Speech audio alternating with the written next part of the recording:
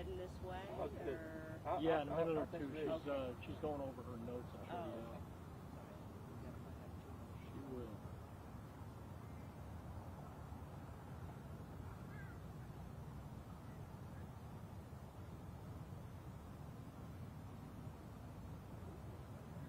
Hey Jerry, Foxtrot is up.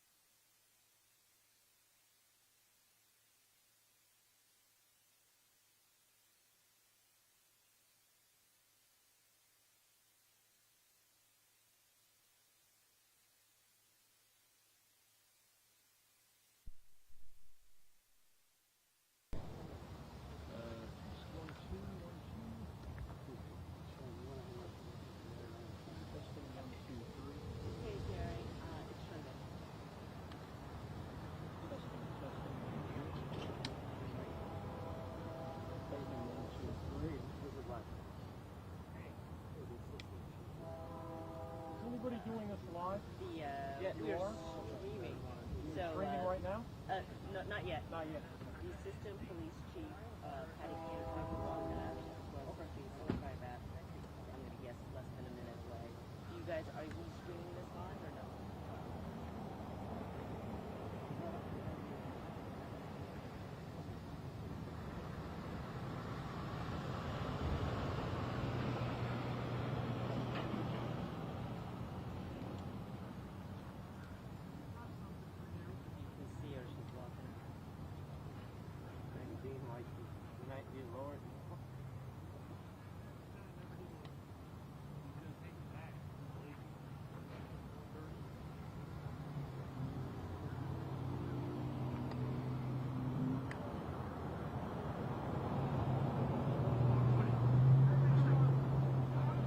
Daylight, what are you doing up? All right, you let me out here today, Kate. Lieutenant! Chief, once everybody has you lined up, what I'll do, Larry, you want to stand behind? Yeah, that's fine. Okay. Where do you want me to? Anywhere you want over the shoulder. You got your... I can't breathe. And Chief, what you can do is you could say we're 6 feet apart. You can take yours down. No, I think it'll cover the makeup I don't have on. All right, are we almost ready? Yeah. Hold on 1 sec. Larry.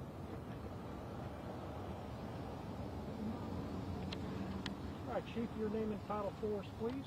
Okay, my name is Patricia Cantu. I'm an assistant chief for the Houston Police Department. And right now what we have is HISD was dispatched first at 1:30. HPD received the call at 1:33. The event happened here behind me at the park and not actually at the school. There was a shooting that occurred. Apparently both of the victims were shooting at each other. There is an apparent rivalry between the two. We do know who the suspect is. Apparently they were shooting at each other. The victim that was transported to the Texas Children's Hospital has 3 gunshots to the abdomen, 1 to the arm, and 1 to the thigh. He's in critical but stable condition. He's in surgery at this moment. We do know who the suspect is. Once again, this is not a random shooting. The victim was taken across the street to Kashmere by 4 of his friends who were able to identify and give us the name of the suspect.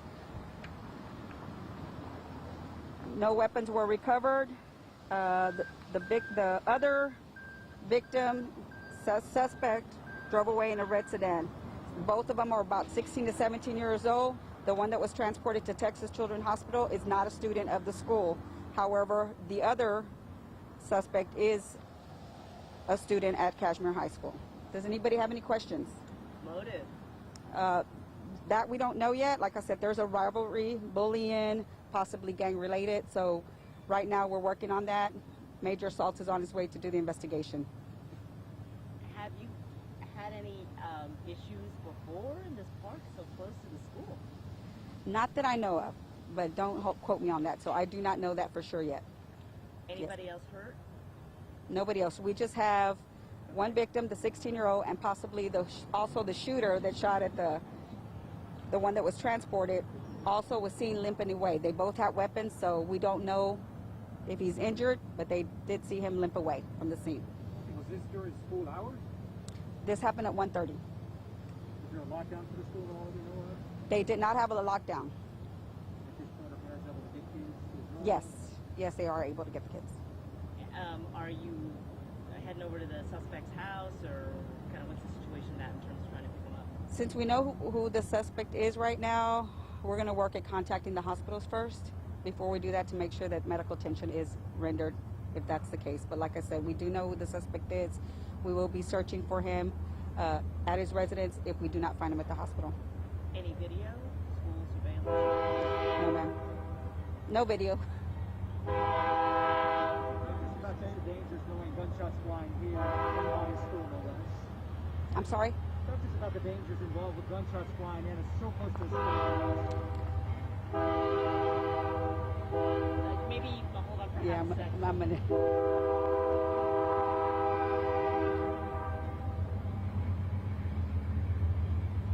Anytime there's gunfire anywhere, there's always a possibility of a random stray bullet hitting a house, a student, even people as they're driving by. So for us here, we always like to tell people, first of all, I know guns are allowed, open carry is in effect. Juveniles shouldn't have them, number one, but they need to start looking at the dangers of others who they can harm. So we hope that people are more responsible, and we're hoping that kids take into account that weapons, guns do kill and hurt people. So we're hoping that they use better judgment and hoping that they don't get anybody hurt, especially children, kids, older people in the neighborhood, and people passing by. Do you have any idea, just from the shell casings and stuff, what kind of caliber weapons they use? We know because of the injuries were very small. We didn't see a lot of blood at the crime scene, so we do know that it's possibly a very small caliber gun.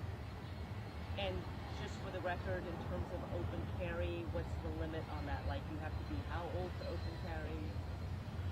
Check the law. Yeah, I'm gonna have to check on that to be sure.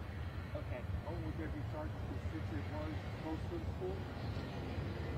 That I'm not sure yet. First, we're gonna try to figure out what happened, and we're gonna let the investigators do the investigation and call the district attorney to see what charges they will accept. Any other questions before we do Spanish? Just one quick, any sense about the response for the kids and the teachers on the campus happening, obviously, for people both they know and during school hours so close to the campus? I think for the most part, the students and the school is secure because once again, we do know it's a rivalry. We do know there's the differences between them. So really, I think the only people that are possibly at risk are the two that are involved. That's really HISD police. Yes. Okay, Chief, can you do the Spanish, please? Just a Spanish statement, please. Okay.